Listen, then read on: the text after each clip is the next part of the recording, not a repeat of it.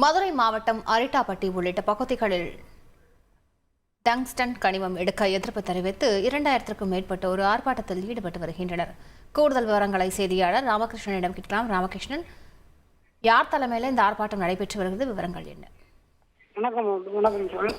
மதுரை மாவட்டம் அரிட்டாப்பட்டி பகுதியில் 2022 ஆண்டு தமிழக அரசு பல்லுயிர் பாதுகாப்பு தளமாக அறிவிக்கப்பட்ட நிலையில் இன்று டங்ஸ்டன் நிறுவனம், அதாவது வேதாந்தியாவுடைய துணை நிறுவனமான ஹிந்துஸ்தான் கிங்ஸ் என்ற நிறுவனம் அங்கு கனிம சுரங்கம் உள்ளது. அங்கு டங்ஸ்டன் எடுப்பதற்காக உரிய இடங்கள் உள்ளதா என்று 5000க்கும் மேற்பட்ட ஏக்கர் நிலத்தில் டங்ஸ்டன் நிலையிலிருந்து கனிம பொருட்கள் எடுக்கப்படும் என்று மத்திய அரசு அறிவிப்பதாக நிலையில் இன்று அந்த டங்ஸ்டன் நிறுவனம் கனிம சுரங்கம் வெட்டி எடுக்கக்கூடாது என்ற 4 நாட்களாக போராட்டத்தில் ஈடுபட்டு வருகின்றனர் இந்த ஊர் பொதுமக்கள்.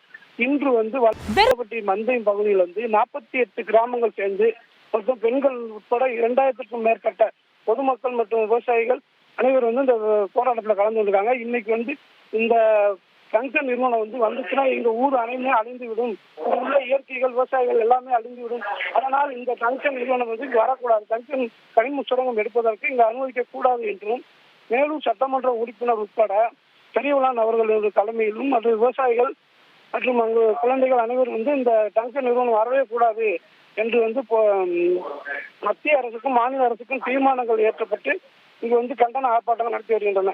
இதுல மேலும் காவல்துறை 100க்கும் மேற்பட்டவர்கள் பாதுகாப்பு பணியில் இருக்கின்றனர்.